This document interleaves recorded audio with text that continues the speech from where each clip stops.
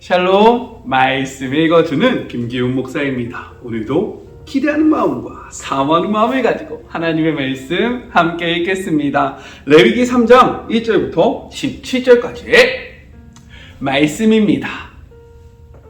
소떼 가운데서 골라 화목 제물로 바치는 것이면 수컷이든 암컷이든 흠없는 것을 바쳐야 한다. 제물의 머리에 손을 얹은 다음 회막 입구에서 그 제물을 잡아라. 아론의 아들인 제사장들은 제단 사면에 피를 뿌려야 한다.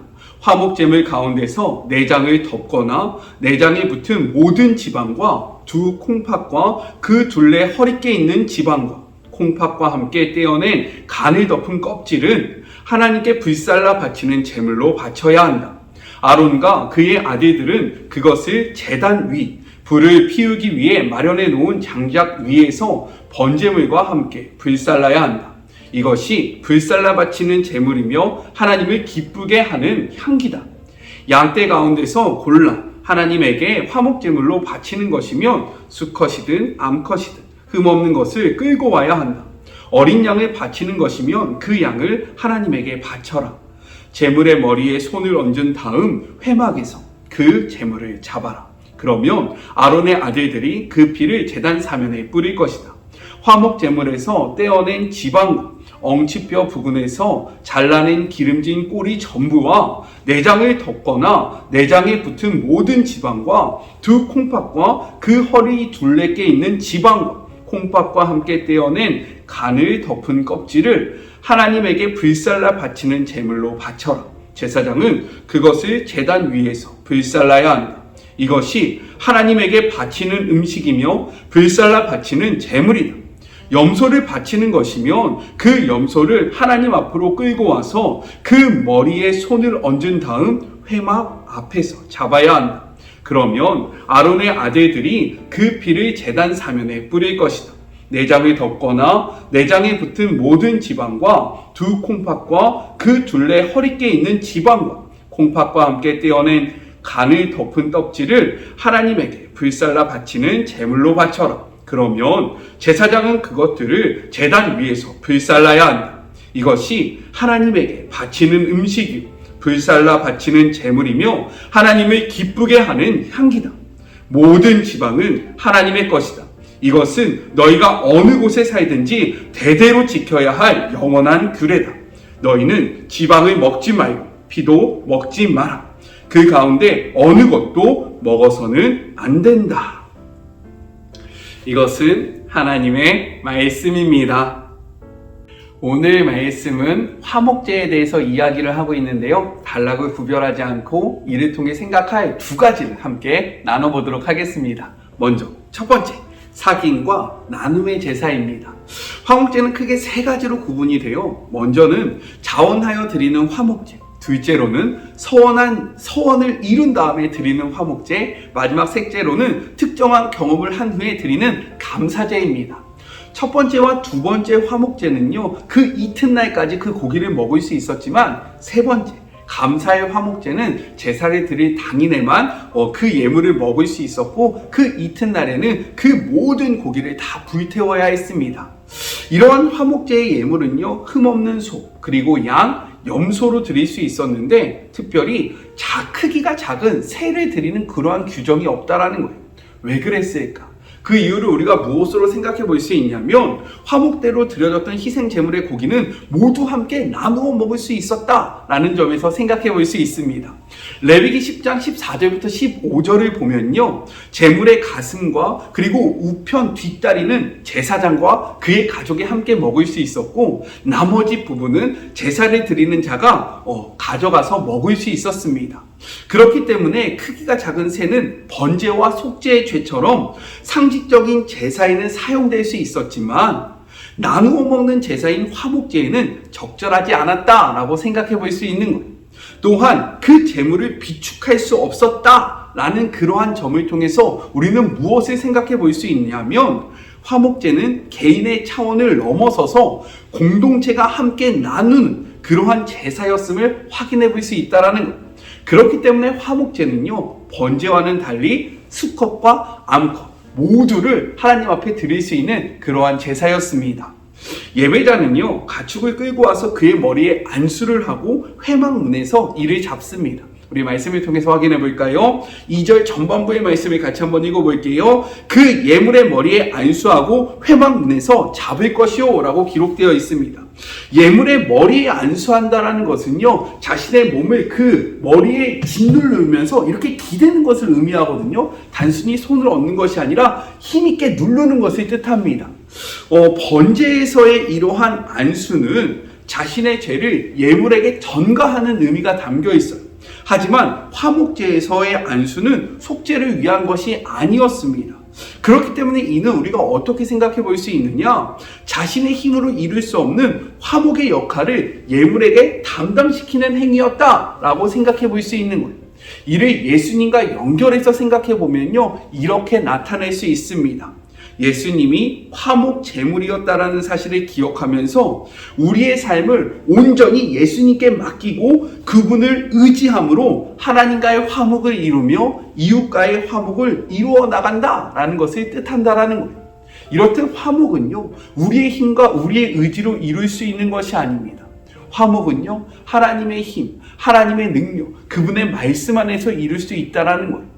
우리 자신이 이루어가는 화목은요, 끝이 있고 불완전하지만 예수님을 통해서 이루는 화목은요, 완전하고 완벽하다라는 거예요. 그렇기에 우리가 우리의 의지로, 우리의 힘으로 주변의 사람들과의 화목을 이루려고 노력하는 것이 아니라 말씀을 의지하여, 말씀을 기초로 하여, 말씀을 근본으로 하여 화목을 이루어 나가는 그런 복된 하루를 살아가길 주님의 이름으로 축복합니다. 말씀을 의지해서, 주님을 의지해서 우리가 있는 곳에서 샬롬을 이루어가는 우리 모두가 되기를 정말로 간절히 소망해요. 그 다음 제사장들은요, 그 피를 받아서 제방 4단에 뿌립니다. 번제는 가죽을 제외한 전부를 태우지만 화목제는요, 기름만 불태웠다라는 거예요. 특별히 양을 잡을 때는 꼬리도 함께 태웠다라고 이야기합니다. 우리 9절의 말씀을 같이 한번 읽어볼까요?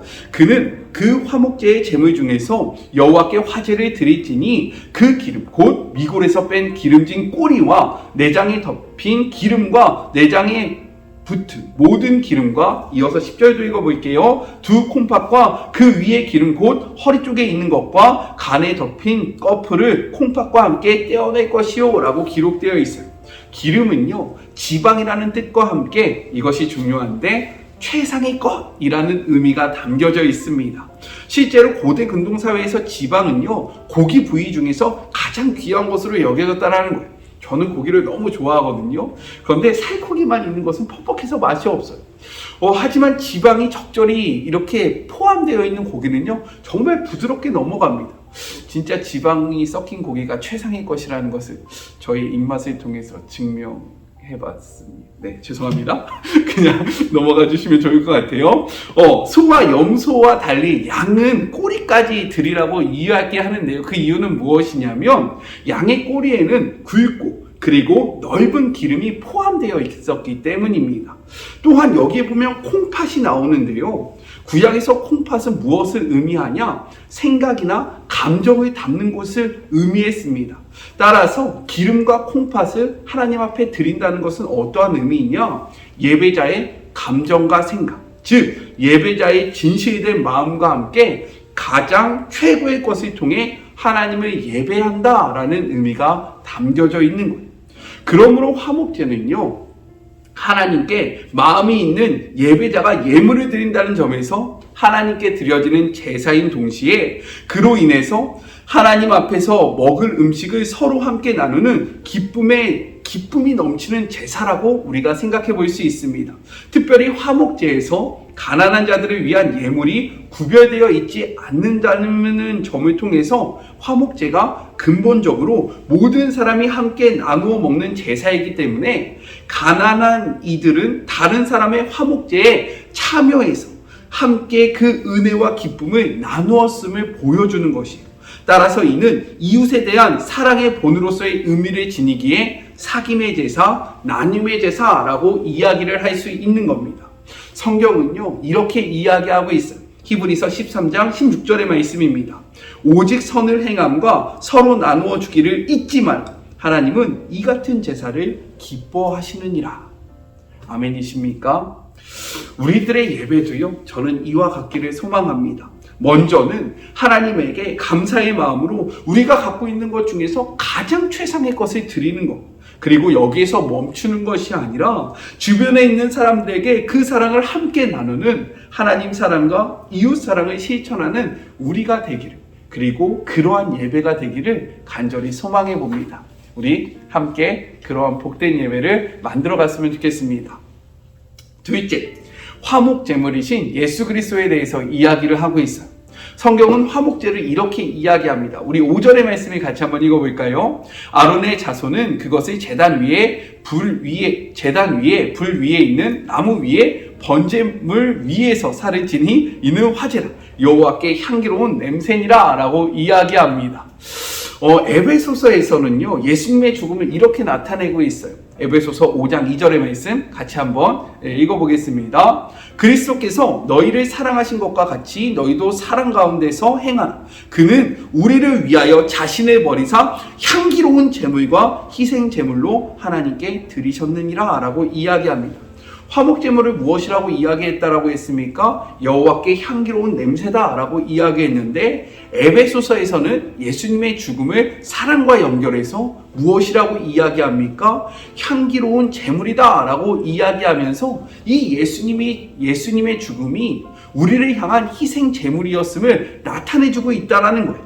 따라서 예수님의 죽으심은요, 번제와 비교해 봤을 때는 하나님을 향한 전적인 헌신과 순종의 의미로 나타낼 수 있고요, 화목제와 연결해서는요, 이웃에 대한 사랑의 본으로서의 의미를 지닌다라고 생각해 볼 수 있는 거예요.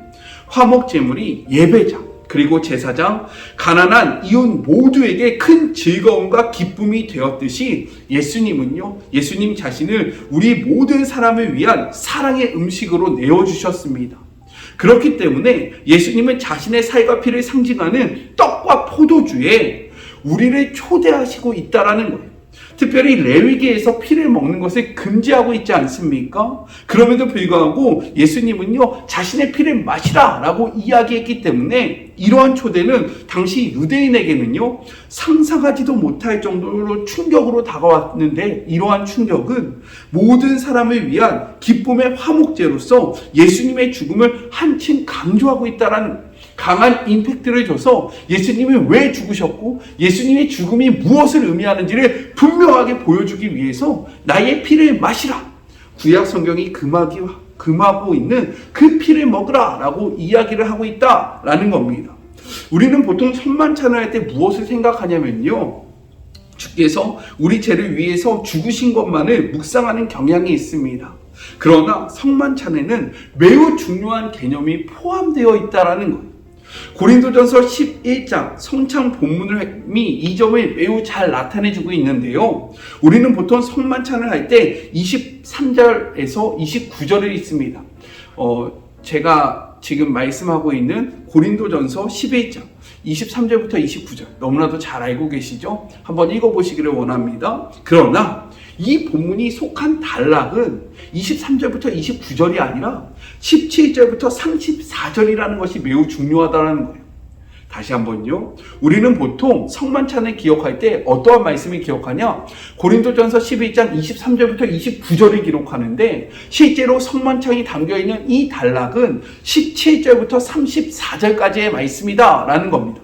그렇다면 우리가 주로 묵상하지 않는 17절부터 22절은 무엇을 담고 있느냐? 고린도 교회 내부의 파당, 그리고 그로 인한 성찬 시 서로를 기다리지 않고 먼저 먹는 문제를 이야기하고요, 그리고 마지막 구절 33절부터 34절도요 다시 이 문제를 언급하고 있다라는 겁니다. 이렇듯 바울은요, 예수님의 성만찬을 형제 돌봄과 화목의 측면에서 이야기하고 있음을 우리가 분명히 확인해 볼 수 있다라는 거예요.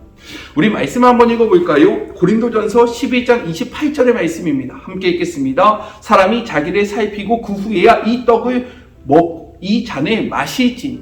그렇기 때문에 이러한 바울의 당부는요, 개인 내면의 죄를 들여다보는 것만이 아니라 여기서 더 나아가서 함께 살아가는 형제의 형편을 살피고 돌아보라는 것에 더욱더 초점이 맞춰져 있다는 겁니다. 제가 왜 이 이야기를 하는지 이해가 되십니까? 예수님의 선만참의 의미가 무엇인지를 분명히 함께 알고자 함이라는 거예요. 특별히 요한복음 14장, 13장 주께서 나눠주신 유월절 만참에서도 서로 섬길 것을 강조하고 있고요. 서로 사랑하는 그러한 계명으로 마무리된다라는 거예요. 우리 말씀을 통해서 확인해 보겠습니다. 요한복음 13장 34절입니다. 새 계명을 너희에게 주노니 서로 사랑하라. 내가 너희를 사랑한 것 같이 너희도 서로 사랑하라. 그리고 35절이요. 너희가 서로 사랑하면 이로써 모든 사람이 너희가 내 제자인 줄을 알리라 라고 말씀하고 계십니다. 이렇듯 예수님은요, 자신의 몸을 번제물로 주셔서 우리가 어떻게 전부를 하나님께 드릴지 본을 보여주셨고, 여기서 더 나아가 자신의 몸을 화목제물로 드림으로써 성만찬 때, 이 성만찬에 참여할 때마다 우리 곁에 있는 형제 자매를 돌보고 함께 즐거워하고 함께 나누도록 하셨다라는 겁니다. 이해가 되십니까? 제가 왜 이 희생 제물을 통해서 지금 이 화목제를 통해서 이 성만찬까지 왔는지 이해가 되세요? 화목 제물을 통해서요, 예수님은 주변에 있는 자들을 돌아보면서 함께 먹고 마시고 우리가 서로 화목해야 한다라는 것을 말씀하셨는데, 예수님은요 우리에게 화목 제물로 오셨다라는 겁니다. 자신을 화목 제물로 드리면서 우리에게 이야기하는, 주변에 있는 자들을 살펴보아라. 그런데 우리는 지금 어떻게 살아가고 있습니까? 특별히 코로나로 인해서 우리의 삶이 너무 우리에게만 집중되어 있다라는 거예요. 우리와 하나님과의 관계는요 너무 잘하고 있습니다. 오히려 코로나가 터지면서요, 이 마리목도 그 중에 하나 아닙니까? 말씀 유튜브만 보면요 정말로 우리가 원하는 말씀은 너무나도 쉽게 찾을 수 있고요, 주옥 같은 말씀이 넘쳐나는 시대에 살아가고 있다라는 거예요. 그런데 하나님은요 여기에서만 우리의 예배가 멈추기를 원하시지 않는다라는 거예요. 예수님을 통해서 우리에게 어떠한 말씀을 주고 계시냐? 너희가 나와의 그러한 예배를 드렸냐? 그렇다면 이제 이 예배가 주변으로 흘러가서 너희 주변에 힘들어하고 어려워하고 있는 자들은 누구인지, 너희만 이 은혜를 받고 기쁨을 누리는 것이 아니라 어려워하고 힘들어하는 자들과 함께 먹고 마시면서 하나님의 그 사랑을 주변에 있는 자들과 함께 나눠라 라고 말씀하고 계신다라는 거예요. 코로나로 인해 하나님에게만 주목되어 있던, 나에게만 주목되어 있던 이 시선이 이 말씀 가운데 화목제물로 오신 그 예수님을 묵상하며 우리 주변에 있는 자들에게 우리의 시선이 흘러가는 그러한 복된 하루가 되기를 주님의 이름으로 축복합니다. 우리만, 나만, 하나님만 생각하는 것이 아니라 하나님을 예배했다면 그 사랑을 가지고 주변을 바라보고 주변의 필요를 채우는 주의 모든 자녀들이 되기를 주님의 이름으로 축복하며 우리 같이 기도할까요? 하나님 감사합니다. 오늘은 화목제물에 대해서, 화목제에 대해서 함께 생각해 보았습니다. 주님, 화목제는요, 먼저는 최상의 것을 하나님 앞에 올려드리는 그러한 제물이었고 제사였고, 또한 그 남은 고기를 가지고 이웃과 함께 나누며 가난한 자를 돌보고 우리 주변에 있는 이웃과 더불어 함께 즐거워하는 그런 기쁨과 섬김과 희생과 나눔의 제물이었음을 정말로 말씀을 통해서 확인할 수 있었습니다. 하나님, 우리는 지금 어떻게 예배하고 있습니까? 어떻게 주님을 바라보고 있고 어떻게 주님을 섬기고 있습니까? 너무나도 이기적으로 나와 하나님과의 관계성에만 집중하며 살아가고 있지는 않습니까? 주님, 이 화목제의 참된 의미를 돌아보며 화목제물로 이 땅에 오신 예수님이 자신의 몸과 피를 우리에게 주시면서 서로를 돌아보라고 말씀하신 그 말씀을 기억하며 우리에게 고정되어 있던 그 시선을 주변으로 흘려보내는, 주변을 바라보는 복된 하루가 되게 하여 주시옵소서. 그리하여 하나님과 화목을 누리고 주변과 화목을 이루며 주님께서 우리에게 말씀하신 그 샬롬의 삶을 온전히 살아가는 우리 모두가 되기를 소망하고 하나님께서 함께하여 주시고 동행하여 주시옵소서. 주님을 기대하며 화목해 하는 주님을 바라보며 주님의 힘으로 우리 주변을 화목해 하기를 소망하며 거룩하신 예수님의 이름으로 기도드립니다. 아멘. 하나님 사랑과 이웃 사랑이 우리를 향한 하나님의 뜻입니다. 그 사랑을 이루어가는 복된 하루가 되었으면 좋겠습니다. 저는요 또 내일 만나도록 할게요. 사랑하고 주님의 이름으로 축복하면서 오늘 하루도 힘내세요. 우리 내일 만나요. 안녕. 오늘도 수고하셨습니다.